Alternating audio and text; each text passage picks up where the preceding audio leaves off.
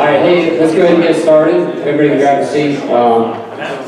This is our afternoon session, last session of the day.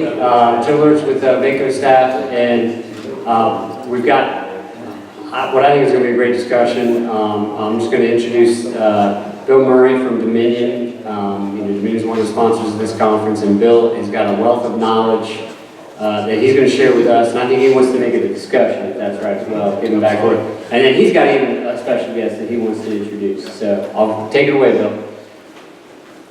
All right, I thought we'd start by introducing my favorite author, Augie Wallmeyer here. So you have in the back of the room, I believe, we got booklets and books, right? Got both? Yes. Okay. We got a book and a booklet. So what in the world? Augie wrote a book about rural Virginia. Augie's a long-time journalist, communicator. I told you he did a little country lobbying back in the day around Richmond. Who's had a very distinguished career and felt moved to write this book, The Extremes of Virginia, about rural Virginia.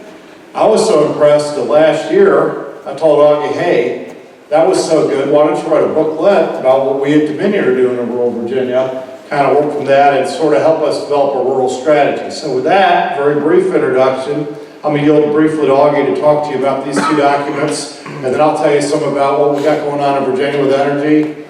And then we can do some Q&A, and we'll get on to our dinner arrangements. How's that sound? Might even knock off a little early.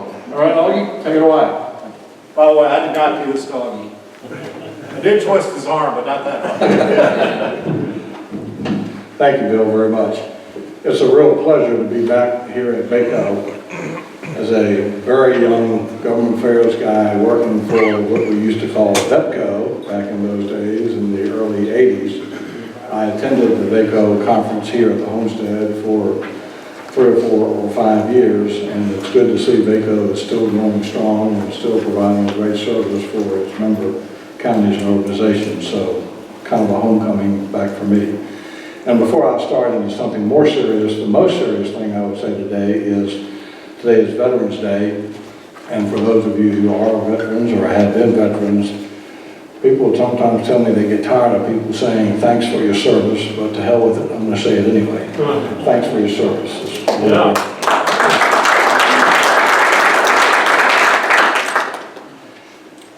As my time as a lobbyist over the years went by, the dirty little secret you don't tell your clients is that as a lobbyist at the General Assembly, you sometimes have a lot of spare time waiting for your chance to do one thing or another.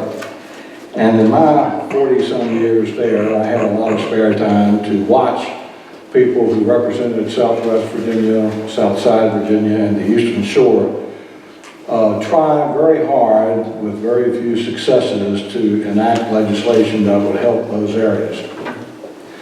I became convinced that the primary obstacle they faced was that most members in the legislature really didn't connect with rural Virginia.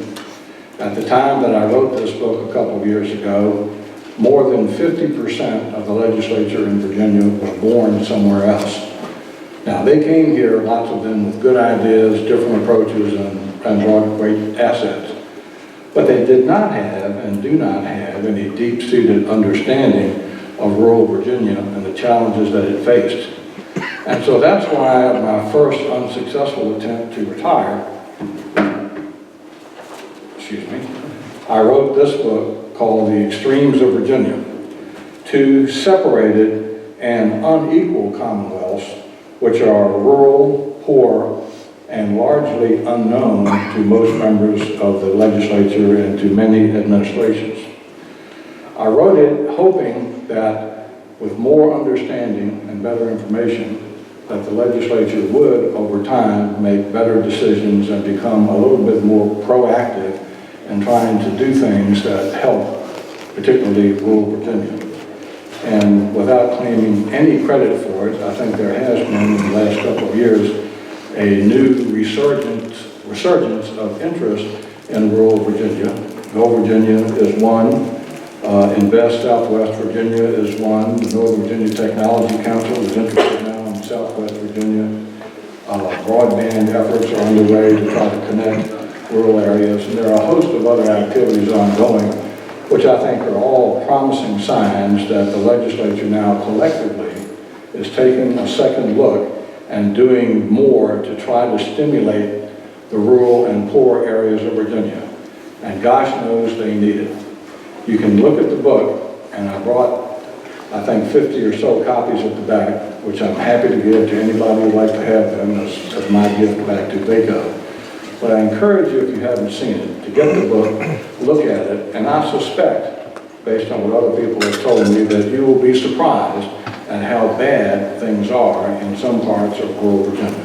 The educational attainment is way below par, healthcare way below par, virtually anything that you can measure in rural Virginia lags far behind the urban areas of Virginia.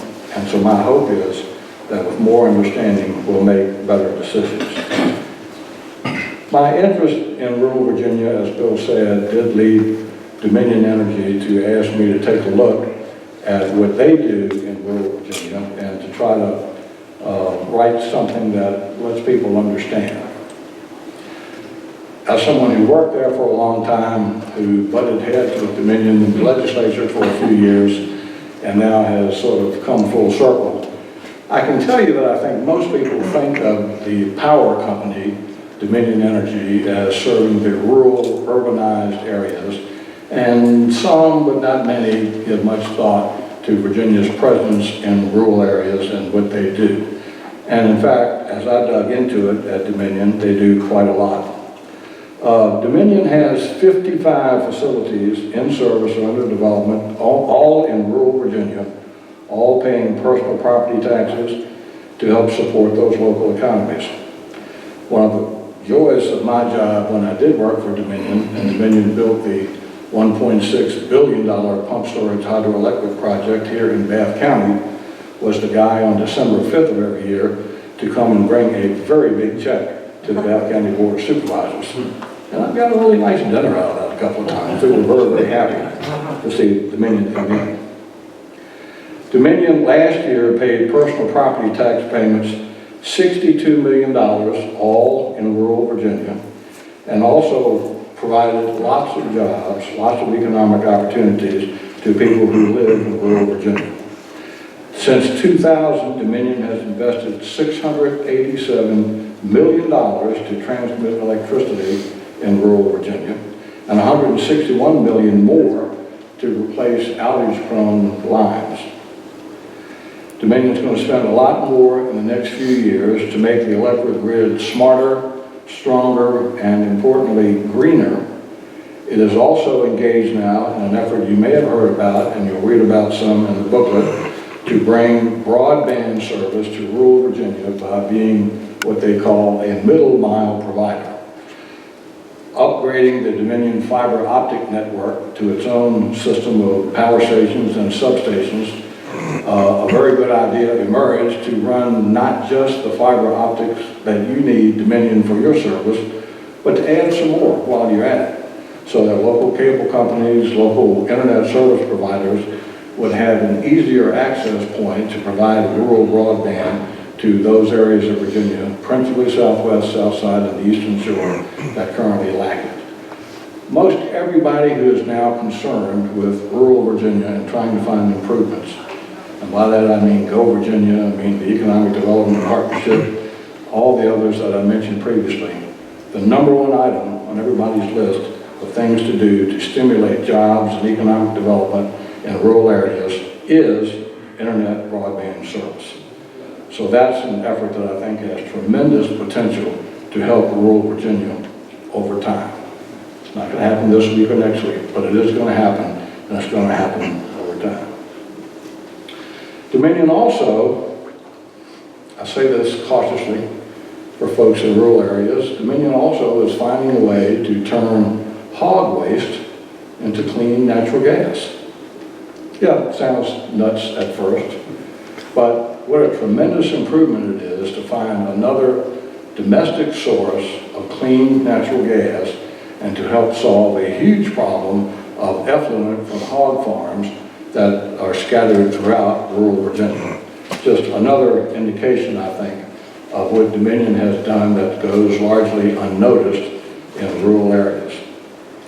And employees do their bit too. Dominion has given 1.5 million volunteer hours so far, and the goal for this year is to contribute 130,000 more volunteer hours, mostly in rural Virginia, and $35 million in charitable contributions. Now, you can't talk about the electric company and all the good things it does without remembering the fundamental core values of an electric company: keeping the lights on, and reliability, and price. For Dominion now, electric customers have wonderful reliability, and the average 134 minutes without power over a 3-year period. Do the math, that's pretty darn good. And everybody's concerned about rates, me included. Absolutely, you should be. Dominion's residential bills in Virginia now, 9% plus below the national average, 25.5% lower than other electric companies in the Mid-Atlantic region, and 40% lower than in New England. So, Dominion is doing, I think, a wonderful job. Its footprint across Virginia, and particularly across rural Virginia, has greatly expanded in the 30-year hiatus that I've had from working at the company, and I commend them for doing that.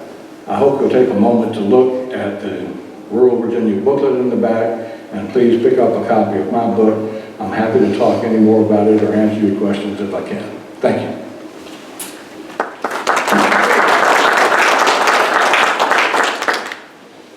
Thank you, Augie, and I must say, I assumed we would do a book sign. We maybe want to hold off on that until you rotate our cuff heels. That was not something I anticipated when I was going to come. I'm going to do something different from how these types of corporate presentations usually go. One, there's no PowerPoint. How many of y'all love to watch the speaker read the PowerPoint to you? Okay, really, really slow.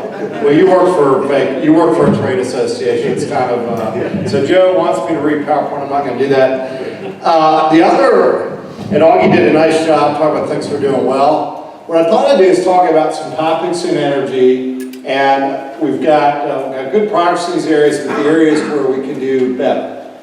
Because it's never good enough. If you ever say in business or government or really any walk of life, this is probably true. How many of y'all are parents? This is true in parenting. I've done good enough. It's never good enough. You can always do better.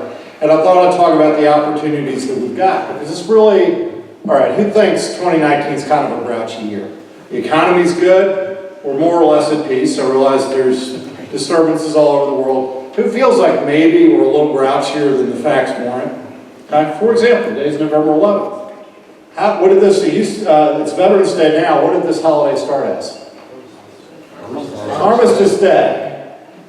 Okay, so this is the anniversary of the end of World War I, the First World War, the Great War, the war to end all wars. Ended at 11:11 p.m. on November 11th. How'd you like to be the fellow who was killed at 11:10? Because the generals negotiating the peace thought it would be cool to end at 11:11. Things have been worse. And that war, really, what was that war about? What did that war start over? And I know somebody got assassinated, the Archduke Franz Ferdinand. There's no particular cause. Shooting the Arch. Yeah, right, Archduke Franz Ferdinand, but that really wasn't a reason to kill millions of people. It was, John Keegan wrote a nice book about World War I. The First World War was a tragic and unnecessary conflict. My only point there, times have been worse, and if you want cause for optimism, think about energy. We're on the cusp of the next industrial revolution. It's in energy, cleaner, affordable, tremendous supply chain opportunities. I want to talk to you a little bit about that. Then y'all can throw some questions at me, tell me how we're doing better, we should be doing better. And if you want to interrupt, feel free. Let's talk about offshore wind first, okay? Right now, offshore wind is pretty common in Europe. It's becoming more common in Asia, just getting started here in the United States. And I'll put a marker in the ground. If we deploy a lot of offshore wind in the United States, but buy it all from Europe, that will be a tremendous missed opportunity. And while we will have succeeded in the narrow sense of energy policy, we will have failed overall, okay? If we spend billions of dollars in offshore wind, we ought to bring a supply chain here to do it. My evidence for this, we have spent billions of dollars societally for solar, for good reasons. Solar is an excellent resource, very pro-solar, leading solar developer in Virginia's Dominion. We're the 4th leading utility developer of solar nationwide. It's still a missed opportunity supply chain-wise because every incremental dollar we're throwing into solar is driving Chinese manufacturing solar panels. Okay? China absolutely has a way, but we missed an opportunity on the supply chain. We may yet get it back, but we missed an opportunity there. It would be a tragic waste if in offshore wind we fail to capitalize on the supply chain opportunities. So the way you should evaluate offshore wind, and we announced earlier this fall, the largest offshore wind farm in the United States, 2,600 megawatts. What in the world is a megawatt? 1 megawatt's about 250 homes. Okay? Very, very large project. Largest in the U.S. That's only the cusp of the opportunity. The real opportunity is in the supply chain we can track. And if you look at where offshore wind's happening, it's sort of Virginia and north. Who's got the best port in one of those states? Y'all, this is easy. Come on. How work people? Hampton Roads. Who's got the best business climate? Hampton Roads. Yeah, we got the best business climate in the United States. We ought to be able to do this. Offshore wind, tremendous energy opportunity, but it's not just that. It is a supply chain opportunity. Solar. Okay, we've got a couple opportunities there. One, get the supply chain back. All right, that'd be the first. Second is improve our land use with solar. And this is not to in any way criticize any ongoing solar project, but long term, solar is pretty land intensive. It's about 10 to 12 acres per megawatt. Okay, what in the world is getting is a megawatt, 250 homes. So when you hear about a 100-acre solar farm, which runs about 23% of the time in the energy scheme of things, that's not that much energy, but we're still talking about 1,000 to 1,200 acres. Okay? The model, because it pencils out the cheapest, hitherto has been largely greenfield development of solar. There's tremendous opportunity, and you ought to hold us accountable for this and push us on this for brownfield solar development. We were very pleased to strike a partnership with the Metropolitan Washington Airports Authority to do a large solar project at Dulles Airport, what I'll call infill solar, because it's a smart land use.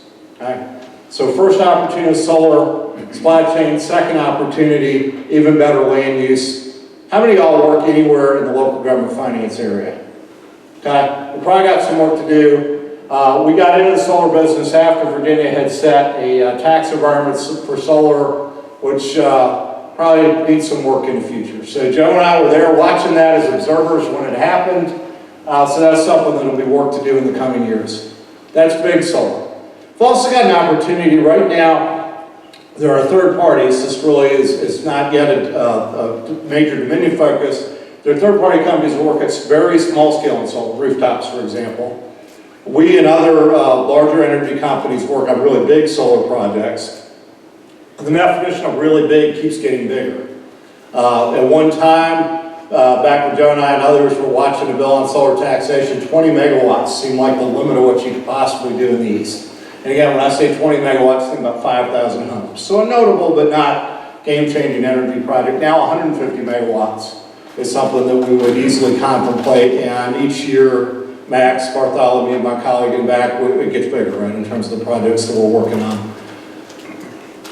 Medium solar is something that we have not probably made as much progress on as we could. There's a big economic difference between the largest solar projects and rooftop solar, about 2 to 2.5 times the cost. And so while a solar project that is bigger than rooftop, smaller than these 1,000+ acre sites, doesn't pencil out as well as a really large site. It pencils out a lot better than rooftop, and it's something that is more scalable for customers other than the very largest customers. We've sold a lot of solar to Amazon. We've worked on solar projects with Facebook, with the United States Navy, with Microsoft. Done a great job with really large entities. Got some work to do with more medium-sized and small businesses. So you ought to hold us accountable for that also. So opportunities on solar and supply chain, in land use, down the road on taxation, opportunities in terms of scale, particularly in that middle solar area. Energy storage. We've been saying for a period of years, if you want to be richer than Bill Gates, figure out energy storage at scale. If we're going to rely increasingly on wind and solar, we had a litigated case. So this is not my number, State Corporation Commission's number. We went into the case and said, we think solar works 25% of the time. Corporation Commission staff said they're being too optimistic. It's 21% of the time. So in government, when you have a dispute between 21% and 25%, where did the case land? 23%, y'all. Okay. So that's 77% of the time you're not getting energy. That doesn't mean It's dark or cloudy 77% of the time, means the solar resource is such that it's not generating energy to support the grid. That's the measure we use. Okay? So opportunity there. Wind in the 40s. There was some press last week about offshore wind and where it sort of lands in terms of what we call capacity factor. That's a fancy term for how often it actually generates electricity. In the 40s, somewhere probably low 40s, a little less than half. Again, an opportunity for storage. Now, some of y'all told me you work in budget. Jim Reggie Ball's here in the audience, works in budget. If you're running for political office in Virginia or anywhere, and you say, we ought to cut the budget, but you don't want to say where you cut the budget, what are the examples you use? The triplets: waste, fraud, and abuse. We have let batteries become the waste, fraud, and abuse of energy policy in this sense. Whenever we got a difficult problem in energy, rather than actually solve it, people will say batteries. Solar. Why can't we go to 100% solar? Just use batteries. Wind. Why don't we go to 100% solar and wind? Just use batteries. Batteries are a tremendously valuable resource. We're doing battery pilots. 3 sites in Virginia. We'll be doing more in the future. They're not there to run the whole grid. The battery storage capacity of the entire world is not sufficient for our medium-sized states' needs, not anywhere close, for just Virginia. And I'm talking about the battery storage capacity of the world. Down the road, there may be a little Moore's Law battery storage. Yes, sir. Bill, so why is Germany, they're of the developed countries of the world, they're trying to go renewables faster than anyone. Why are they like 3 times more expensive in electricity than we are in Virginia? Germany decided to shut down its nuclear units, short-term replace its nuclear units with coal, which from a matter of energy policy was not a good decision. Germany heavily subsidizes solar and chose to do that right before you got significant decreases in the cost of solar. I'm not an expert in German energy policy. I will say this: if you want affordable rates, Germany is not the model to follow. There are a lot of wind, too. There are a lot of offshore wind. Yeah, That's the primary one. There are. Primary renewables, offshore wind. Yeah. Think of, if you think of an energy system, solar, wind, gas, nuclear, things that run around the clock, don't really compete one-on-one except in the moment. In other words, you don't develop a system and say, well, you know what, let's shut down our nuclear units, let's just build wind and solar. Absent some kind of dramatic storage solution, because above all, we keep the lights on. So price is very important right till it threatens keeping the lights on, at which point we'll pay any price, bear any burden, buy power on the spot market at any price to keep the lights on. Okay, and that's true of 49 of the 50 states right now. There's one state which has made a policy choice not to have around-the-clock energy availability. The other 49, that's still the fundamental building block of the business. Okay? And I'm glad you asked that, because the other issue, I think, in Germany decided to build a system around, let's pick resources and worry about everything else later. Energy is a system. It's not a collection of resources. What in the world does that mean? Your building block is, how do we keep the lights on? How do we reach the environmental profile that we want? How do we reach the price that we want? And then you plug the resources in to achieve that. What Germany did instead is it built from the resources on up. So we don't like nuclear, let's get rid of that. We like solar and wind, and so it managed by the resources that it wanted to force in, not by the results that it wanted. The reason I brought that up is I want Virginia to go that model you just described. It's not going to. Okay. Let's talk about energy efficiency. Energy efficiency is an area where justifiably we were criticized for moving a little slow, in part because what's the best way to promote energy efficiency? Single best way, aside from any program, any rebate. Price. Yeah, have super high prices. That'll promote energy efficiency. That's not to say we should work harder at energy efficiency, and we are. But all of these fit together: offshore wind, solar, storage, energy efficiency. Energy efficiency is particularly valuable when you think about it in the context of customer bills. So you're not saving energy as a goal in and of itself, because then it's equally valuable to save energy when energy is plentiful as when energy is scarce. So you think of it as shaving a peak. That is to say, a 2-degree day at 5 in the morning or a 100-degree day at 3 in the afternoon. It's also an opportunity to help challenge customers who already have trouble paying their bills, have greater affordability, be able to afford to pay their bills. We, for many years, ran a program called Energy Share, and actually Augie profiles it in his booklet. And the program focused on bill payment assistance. You get behind on your bill, whether it's an electricity bill, gas bill, it could be firewood for that matter. We'll help you one time catch up on your bill. That is, it wraps around the government programs like LIHEAP. If you make $1 too much, you apply a day too late, you can get energy assistance. In 2015, the legislature sort of prompted us to combine that with energy efficiency, so you get short-term benefits of bill payment assistance with the long-term benefits of weatherization. However, what all of this sort of gets at is the largest machine in the world, which is the electric grid. And again, the grid is a collection of resources working together to keep the lights on. It's not any one entity. So whenever you say, okay, there's the one thing to rule them all. We'll have an all solar grid, an all wind grid, an all coal grid, an all gas grid. And then what I worry about is we're having the political parties sort of fall in love with one resource or another. One party likes coal, another party likes solar. It's not how the grid functions. The grid functions to keep the lights on. And whatever will achieve that goal with the right environmental profile and the right price is something that we're interested in. We're brutally agnostic to resources.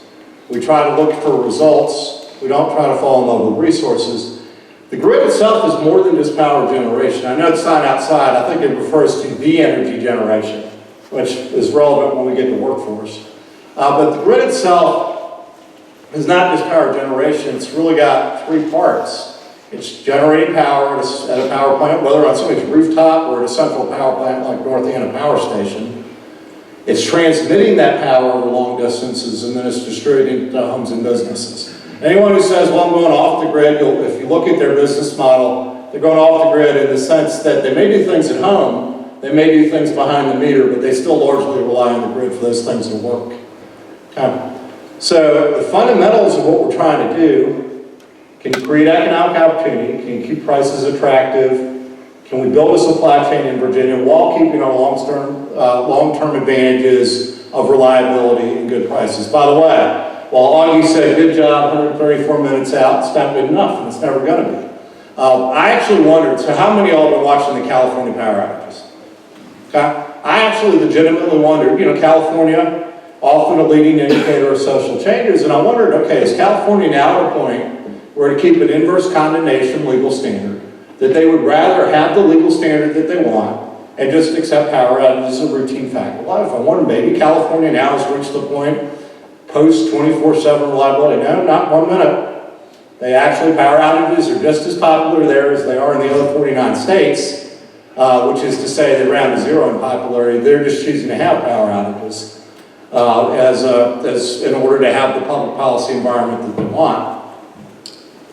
So in talking about grid, keeping the lights on, there are 24/7 resources. So far I've talked about renewable resources, I've talked about storage, and I've talked about energy efficiency. What is our largest around-the-clock resource in Virginia? It's also carbon-free, which is the M.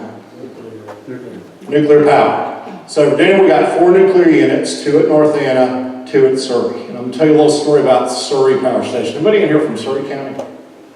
Okay. 1972, late 1972, Surrey 1 entered commercial operation. Spring of 1973, Surrey 2 entered commercial operation. Company took a lot of criticism at that time. We took a lot of criticism because we weren't just building oil. Because at the time, oil was the cheapest thing to build, oil-fired generation.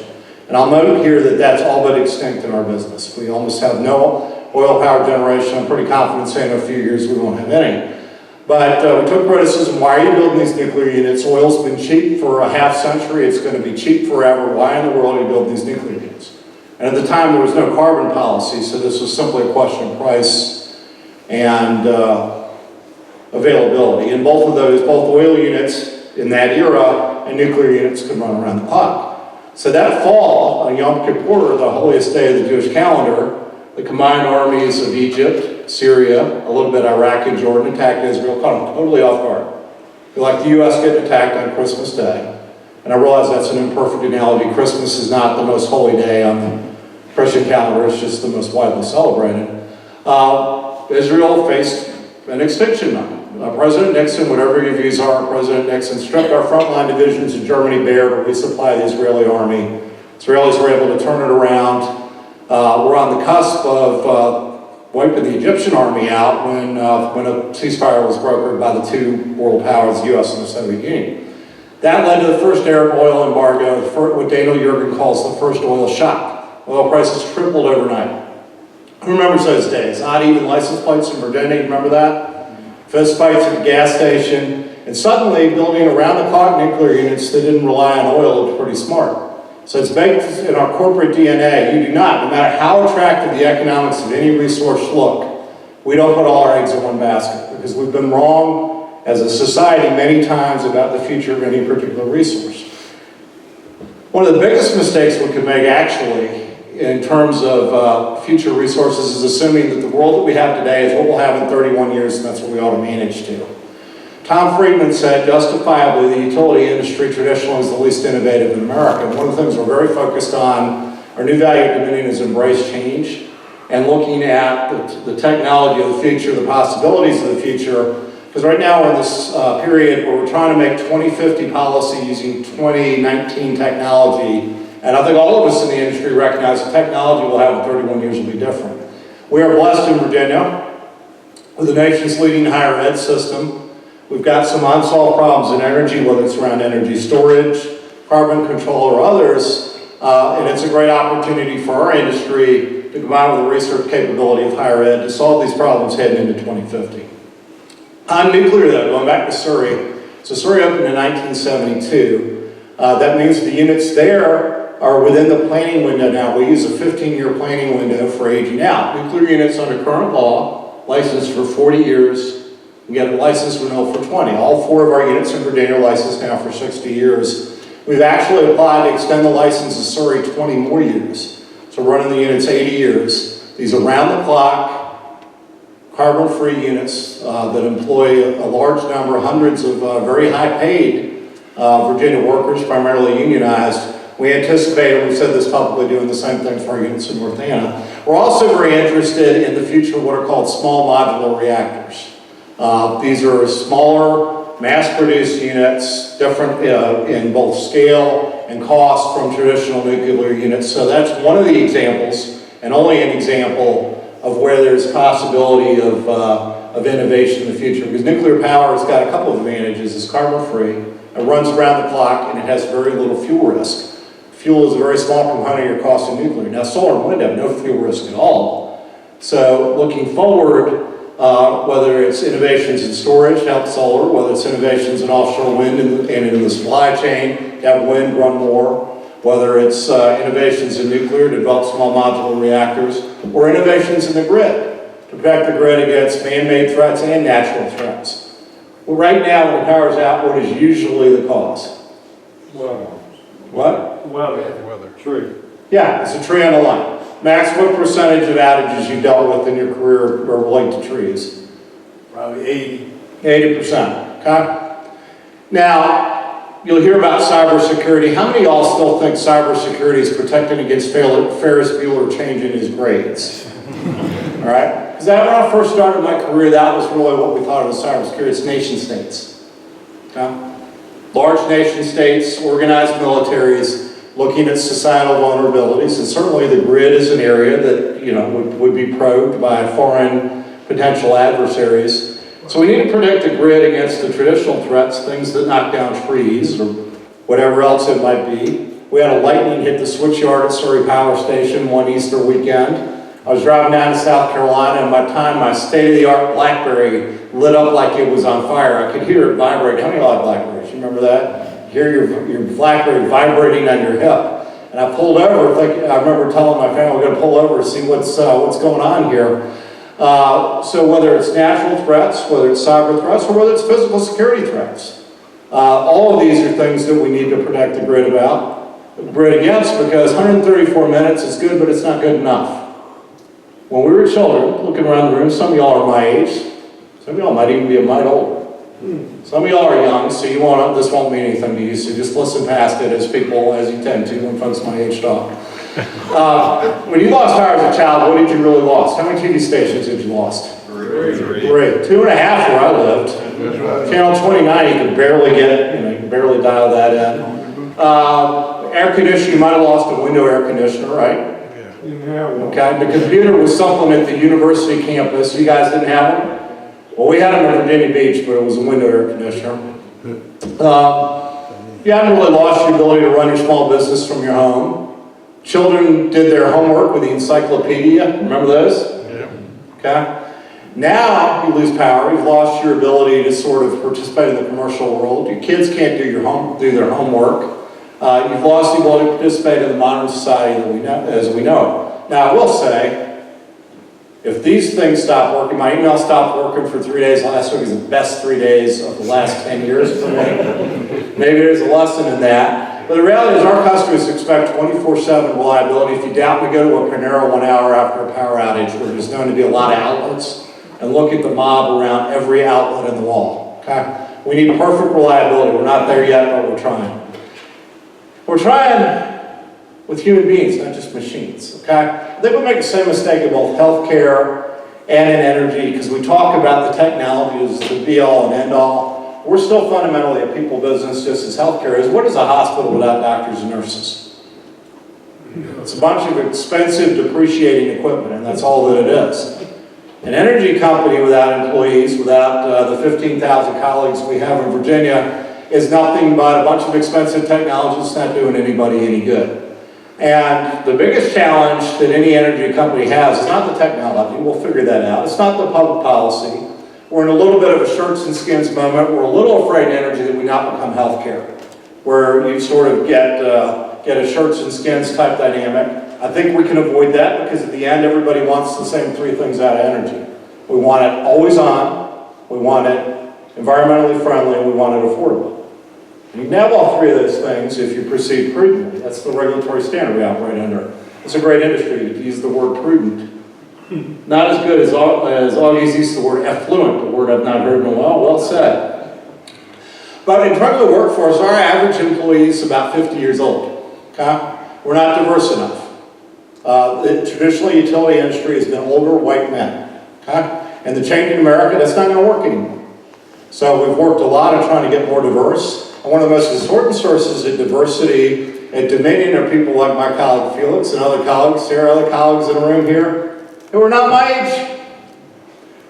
Bringing in younger employees with new ideas, new thinking. One of the ways that we're doing that, and it's appropriate to mention this on Veterans Day, 1 out of 5 of our new hires is a military veteran, which we find aligns very well with our business model and our values as a company. That's something we're going to double down on in terms of hiring veterans. We're also going to double down on our role in economic development. I mentioned on offshore wind, it will be a tragic waste if we fail to bring the supply chain that right now for offshore wind, this multi-billion-dollar industry that's starting to emerge in the United States, if we fail to bring that to Virginia, and more specifically to the Hampton Roads, then that's going to be a failure no matter how many wind turbines we build. Okay? So economic development, in terms of attracting supply chain, in terms of meeting the needs of customers. There are too many customers in Virginia, too many communities, where they don't get a serious look at the employers of today or the employers of tomorrow because they don't have the right infrastructure. It's on us to help make that happen. So with that, I will shut up and I'll try to answer any questions that y'all have, and if you don't have any, we can get on out of here. Yes, sir. In the global supply chain we have today, you mentioned trying to bring some of those items here to be essentially manufactured here. Is that what you're? Yeah, absolutely. What is Dominion doing to support that kind of recruitment here and enough time to build this offshore wind farm in a reasonable way? Okay, well, for one thing, let's take wind turbines just as an example, only as an example.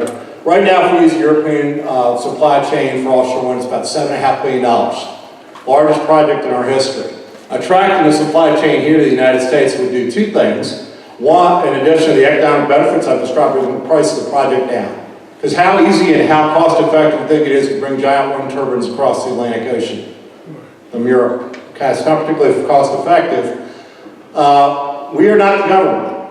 And there are definitely regulatory guidance around how we select projects. We've got to look at market alternatives, but we're within our rights, and this is a factor our regulator can consider in regulatory proceedings to look at economic development benefits. So it would not be surprising in looking at where we're going to spend potentially this large amount of money to do the largest project in our history, who's willing to do the right thing for our service territory in terms of their supply chain. And that's something, frankly, the industry failed to do with solar, that we really, we should not repeat that, and I don't mean Dominion specifically. We are Now, in a fourth position among U.S. utilities with solar, but admittedly got started a little later. We are a first mover in offshore wind, so we need to set the model that if you come here, you come with your supply chain. We also don't want to repeat what we did in solar, where we basically funded a bunch of old technology with government money and then it basically went bankrupt because the Chinese built more efficient. You think it's Solar or others? And I'm not talking about, in the case of offshore wind, there are definitely barriers to entry. So I'm not talking necessarily about new firms. It may be that, but it may be having existing firms located here. And there, the analogy would be more some of the auto manufacturers than it would be brand new startup firms. And I'm talking about our dollars, not government dollars here. Customer dollars. Yes, sir, in the front. For storage, you're talking about batteries. Anything that works, actually. I'm glad you asked that. But we'll ask your question about batteries, and I'm going to give you my little above speech on storage. Yes. Isn't pumping water into a reservoir and then generating it back isn't that cheaper than batteries? What we're looking at is all the above on storage, and actually we are 40 minutes, Sarah, sound about right, from the world's largest battery, and that is the Bath County Pump Storage Hydro Facility.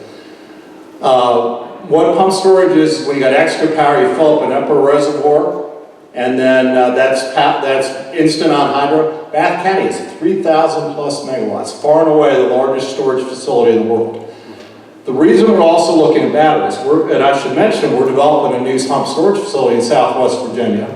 We're looking at batteries. We've got 3 battery pilots in our service territory, more in the eastern part of the state. We're also looking at how electric school buses, where we know exactly when they're going to be on the road, we know exactly when they're going to be recharged, how the batteries on an electric school bus can be used. Because just like we think of power generation, there's no one solution.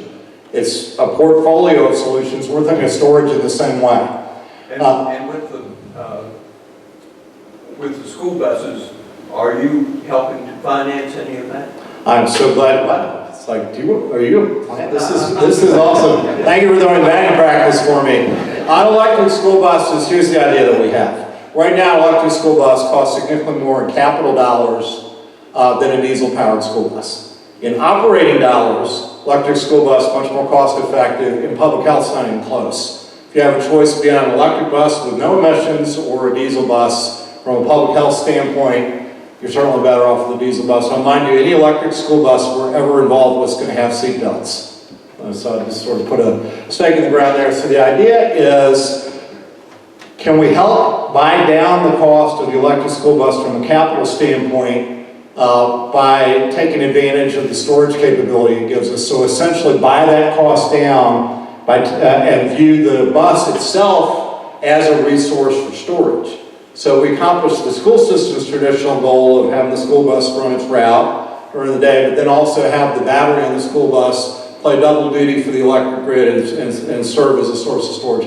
There's about 13,000 school buses in our Virginia service territory, and if you think about our service territory, we're less than 40% of the land acreage of Virginia, but we're about 3/4 of the people. By the way, if I accomplish nothing else, what is my current title? I think I got communications in my current title, which is an odd thing as a career policy wonk to end up in charge of. I have all the policy stuff too, but in any event, one of my goals is that we stop saying 2.5 million customers and start saying 7+ million people, which is true. When utilities use the term customer, we mean a house or a business. That's not who we serve. We're serving the people. Okay, so we serve more than 7 million people. Just like we said, for many years we had 9,000 Virginia employees. Turned out it was 15,000 because we have, the nature of our work, we have a lot of contractors. And yes, everybody working for us counts. But so we see great potential in the electric school buses, all part of sort of an all-the-above approach to energy storage.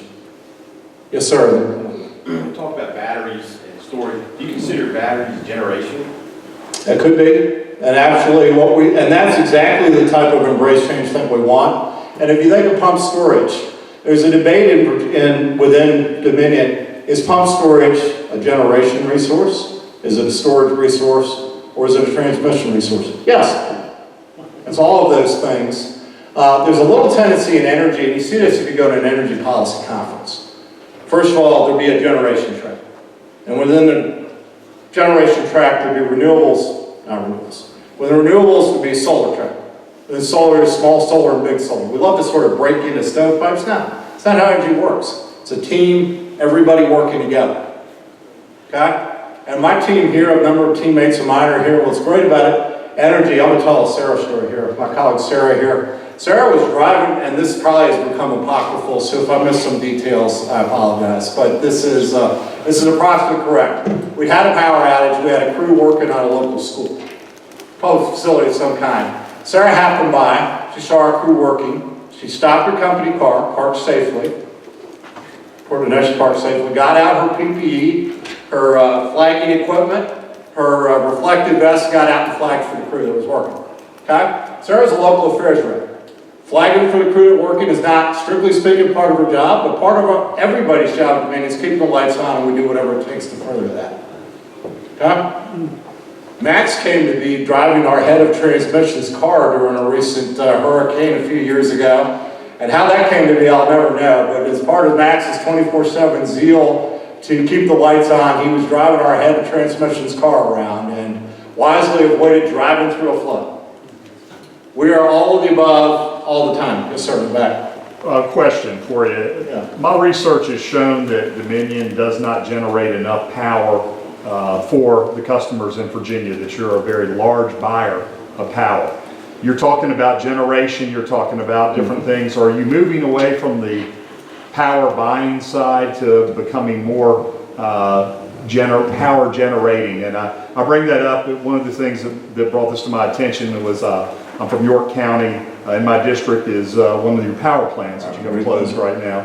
I'd love to see it open again, and you, for all the aforementioned things, the battery powered buses, the battery powered iPads, everything now is electric, that there's more demand for that power. So has the commercial model for you all changed to become a... It actually started changing in 2007, the passage of the Re-Regulation Act. Virginia experimented or considered deregulation from the late 1990s until 2007.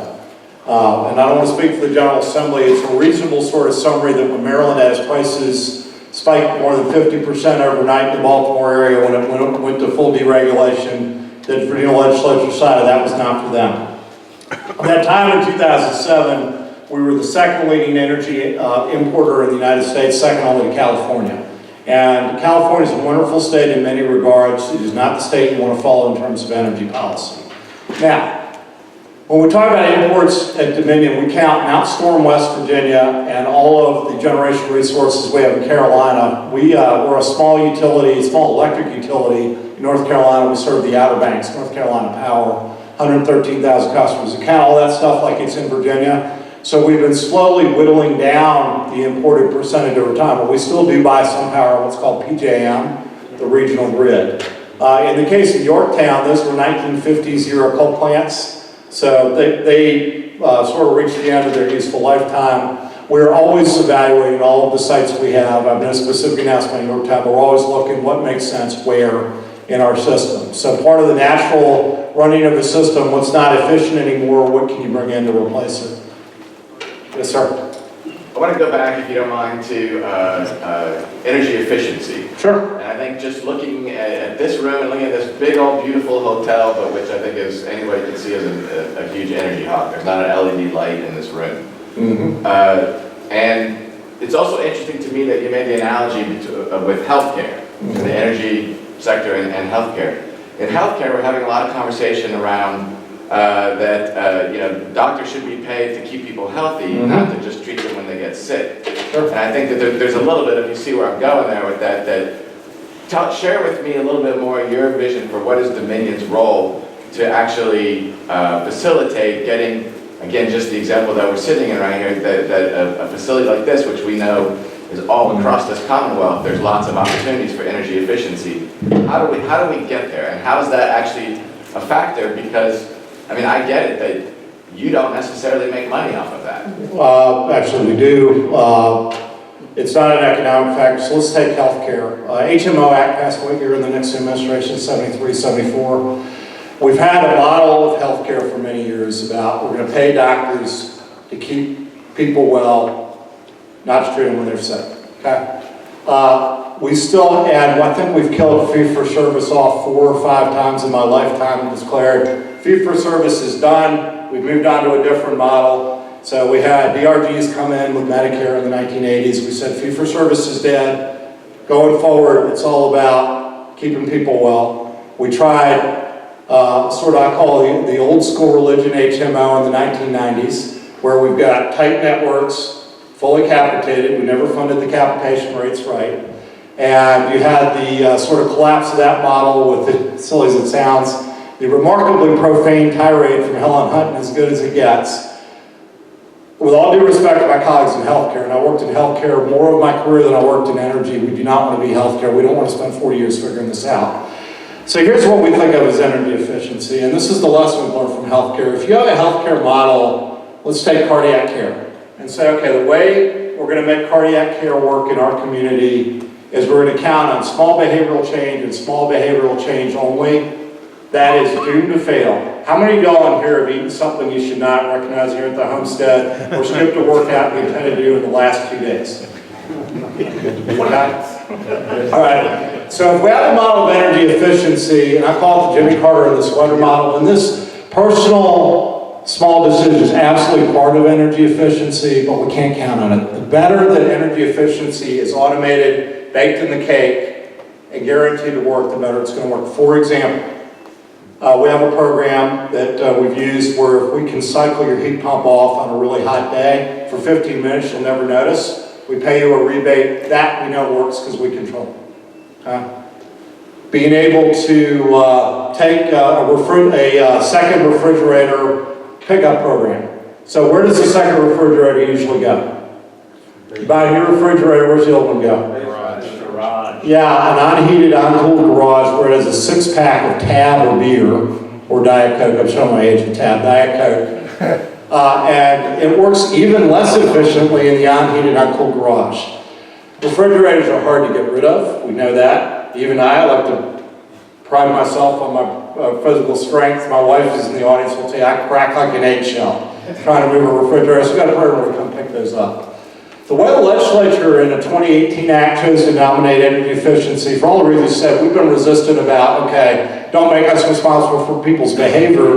But what they said is we want you to see you introduce a certain level of programs annually, tee them up for your regulators to look at. And so here again, the theme, there's no one solution, there's a portfolio of solutions. We absolutely do not want to be healthcare. We don't want to be the industry that made a big bet on capitation and failed to fund it. Okay? And we don't want to try and kill off fee-for-service 4 or 5 times. Because I'll tell you, it's now, so let's say 73 for the HMO Act. Does that sound about right? Okay, it's now 46 years later, and I'd still, on payday, much rather be an orthopod, Augie, a urologist, or anything other than a primary care provider. Only on payday. Okay? So we've talked a great game for 46 years, we haven't fixed it yet. We don't want to do that in energy. Yes, sir? Does Dominion have a policy, explicit, implicit, behind the scenes at all, regarding state tax credits for residential rooftop? Our view on taxes for utility are a straight pass-through. So traditionally, and this I can speak to the 13th session I've been at Dominion, traditionally our view on tax policies, whatever the General Assembly enacts, we will try faithfully to implement. I will say this on rooftop solar. And here I'm going to probably disagree with some folks in the industry. And there's not much that I'm actually fairly persuaded I'm right on. On this one, I think I'm reasonably sure. I'm never totally sure. I think I might be right on this. Utilities, solar companies, solar advocates have tended to talk about rooftop solar as if it's soybeans. Okay? And how many people in the room are like me and know nothing about commodity markets other than watching Trading Places? Frozen idea, right? And so we all sort of think about it. It's all about price per kilowatt hour, and that's all it is. From time to time, I go to a Starbucks. Not my favorite coffee place. I have family members that very much like Starbucks. From time to time, I'll go pick up a coffee for them there. Been to Starbucks any number of times in my life, and all those times, I've never once heard anybody talk about cents per ounce, because there's an experience going on there. Personally, I think it's an overly burnt experience if you were to ask me, but that's just me. There's an experience going on there, so you're selling something other than soybeans. It's not just a commodity you're selling, it's experience. And I think on rooftop solar, we've got a couple of challenges. One is we've not valued the carbon-free attribute on any type of energy. We use a 1990s policy, and this is not an energy policy seminar, so if you have no idea what I'm talking about, don't even worry about it. There's a 1990s policy called renewable energy certificates that we've tried to use as a proxy for carbon, and it's an imperfect proxy. We've got to come up with a better metric. But I really think whoever in the solar business, I hope it's us, but it's going to be somebody's going to figure out, I'm selling an experience, I'm not just selling soybeans, that's who's going to win the future rooftop solar. Now, whether tax credits play a role in that remains to be seen. We probably want to avoid, North Carolina did a sort of sugar high with solar. They spent more than $1 billion in taxpayer dollars on an investment tax credit, which for a few years was bigger than the federal investment tax credit. And I didn't learn much in state government, but I did learn that if you're more generous than federal tax policy, you can't afford it for very long. And sure enough, they wound that down and then ended up with kind of a policy cliff. So from a Dominion perspective, we don't usually take a position on state tax policies unless it's in some way uniquely affects our company.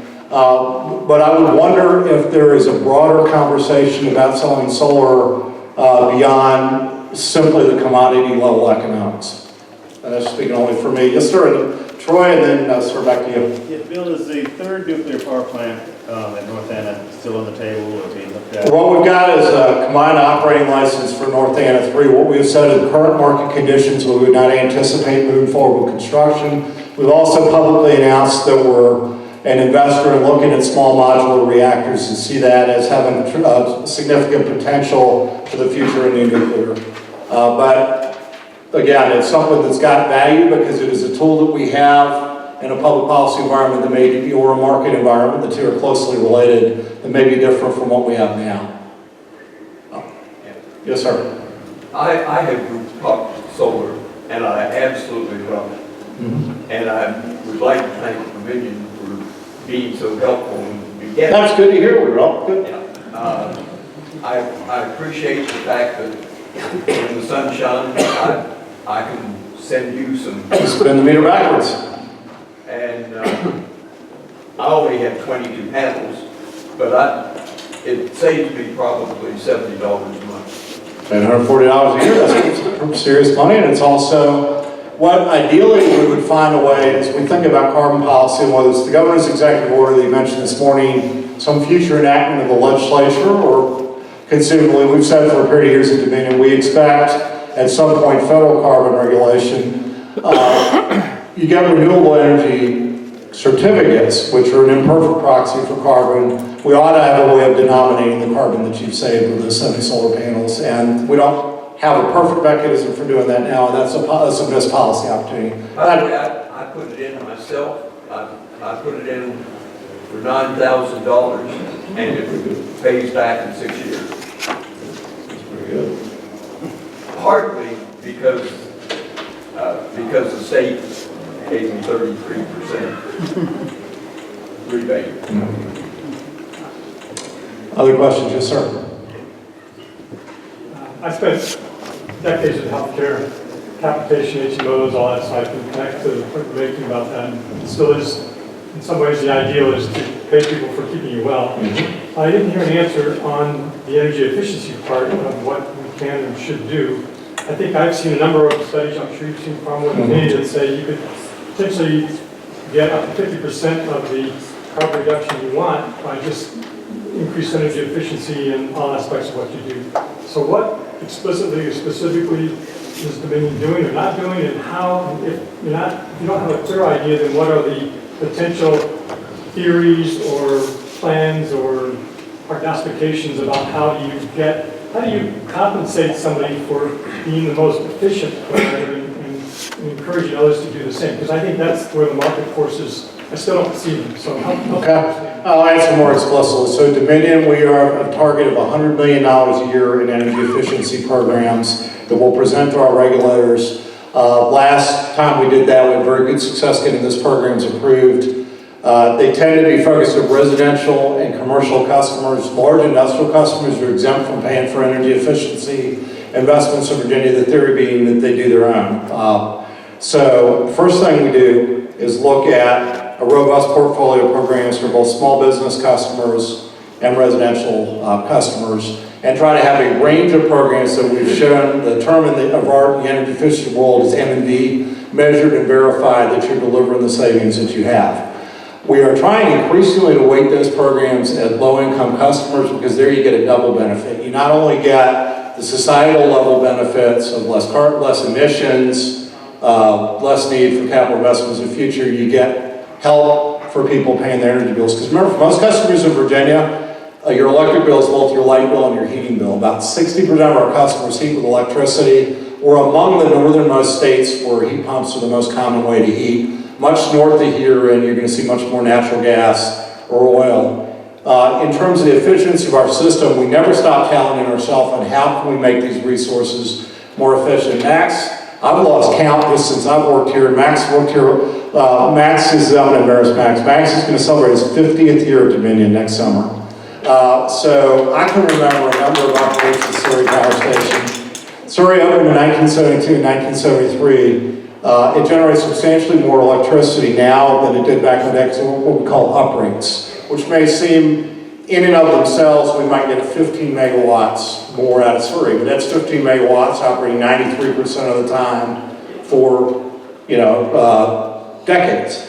Significant energy. So we're always looking at our resources. How do you make them more efficient? How do you get more? How do you get more out of the resources that you have?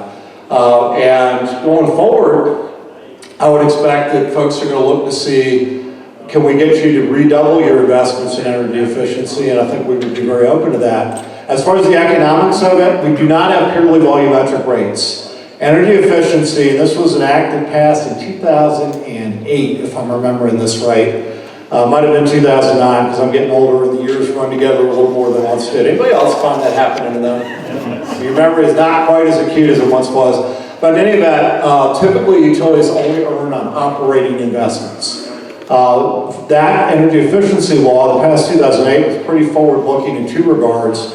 One, it recognized the potential for lost revenues in energy efficiency programs, that was something you could talk to regulators about. And the other is we actually earn on operating costs for energy efficiency programs. So a pretty far-sighted statute, what I call and this is an energy policy term. People often say utilities should decouple. That is to say, what they charge should have nothing to do with what you use. That's pretty common now in the gas world. What we have in Virginia is we think something that makes more sense for electric utilities, and that's partial decoupling, and that is you treat energy efficiency investments differently from how you treat other types of investments. Mr. Reginald. Just a follow-up on that? Yes. So variable pricing, have you all looked at that? Is that not something that you would? We have, and we do have some optional schedules on variable pricing. I can tell you that if you look at opportunities from a policy standpoint, we propose rates. We don't adopt rates. We only have rates approved by our regulators. As you have, I'll use electric vehicles as an example. In the normal course of things, assuming you work something like a 9-to-5 day, and I know there are no 9-to-5 jobs left in our society, but let's just assume that you did. And you were to come home on a hot summer day, it would be the most natural thing in the world to plug your car in. Is anybody like me, when you get home, whatever errands you will do, any errands anybody wants on the way home, but are very disinclined once you get home to go back out, is anybody like that? So it'd be the most natural thing in the world to want to plug your electric vehicle in right when you get home. On a hot summer day in our service territory, that'd be the absolute wrong thing to do because it's our system peak. System peak's not noon like a lot of people think. It's the end of the afternoon where all the officers are still going and people are starting to go home, and when you go home, it's the first thing you do. You start flipping stuff on, you start preparing dinner and what have you. So we've had an optional schedule in the past for electric vehicles where we incent you to charge when you go to bed rather than charge when you get home. Rate design is going to be an important part of the business going forward, but there we propose, it's ultimately the regulator that disposes on rates. So you are actively proposing that and you're looking for the what we're looking at are the first opportunity that I'm not giving you any great insight here. We're certainly looking at that with regard to electric vehicles. Our strong tradition in the past is to look at optional schedules, options for people versus mandatory type schedules, and that I think is consistent with regulatory thinking in a lot of states. It's basically using the pricing system to do the right thing too. Right. What you will find, there are those who are very nervous about mandatory time of use rates. AARP about once every 2 years sends out an email asking public officials to oppose mandatory time of use rates. To my knowledge, we've never proposed something like that. We've always looked at optional programs. So, Bill, when someone builds a solar facility, like utility scale solar, is their electricity value the same as yours? I mean, what's the kilowatt hour value of their electricity? that's the avoided cost. So it's whatever, what we will typically pay is what's called LMP, locational marginal pricing. A large solar facility is compensated the same way as any other large facility, which is to say whatever the avoided cost of energy is. It has other sources of value. It also gets renewable energy credits. And then it gets what are called capacity payments. So energy is exactly what it sounds like. It's the electrons that are flowing, and those are denominated in one way. The 13-state region we're part of, PJM, for its 3 founding members, Pennsylvania, Jersey, Maryland, has what are called capacity payments for resources that are there when they're needed. And while solar doesn't get the same level of capacity payments for nuclear, it does get capacity payments. And then it gets renewable energy certificates or credits, which are another source of value. So 3 income streams. What's it typically worth? Does it just as an annual? What would I value that? 10 cents a kilowatt hour, 13 cents what? Typically, avoided cost of energy right now is in the 3-something cent range, fully loaded with capacity, everything's in the 5-cent range. Yeah, in the 5s. Now, I will say increasingly solar is part of our system. You know, the largest solar developer in Virginia far and away is us. Okay, what do you sell your electricity at on average?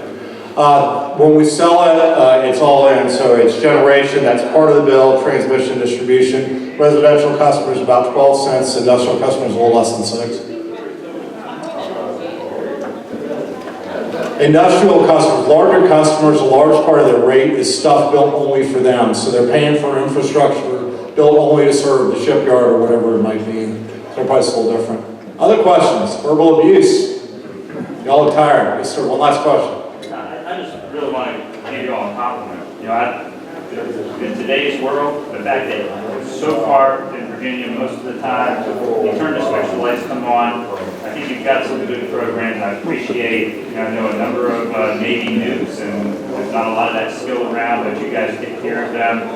And some of your programs, like your residential energy audit program, I think is mind-boggling to me, but it's like you were talking about healthcare. Anybody who would ever take advantage of a program like that is going to come out way ahead, and most people don't. I will say this on energy efficiency, and I think this betrays my own Scottish roots. If you waste money on a suit, you've at least probably got a better suit. Not necessarily, but you at least maybe have a better made suit. If you waste money on a car, it might go faster. There is no marginal utility to wasting energy. You might make yourself less comfortable. If your thermostat's turned up too high and it's too hot in your house, you're not making yourself more comfortable, you make it less. My personal pet peeve, sweaters in buildings on 100-degree days. That is an energy policy failure.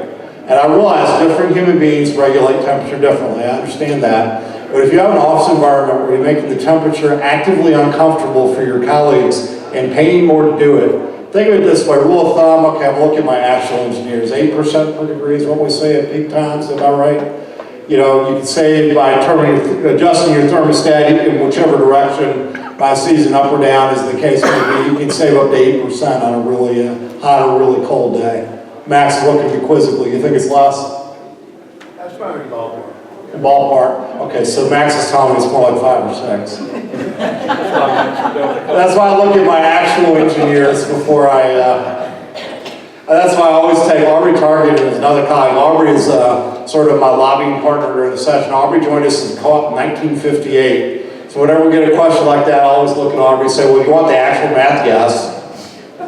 All right, thank you all very much.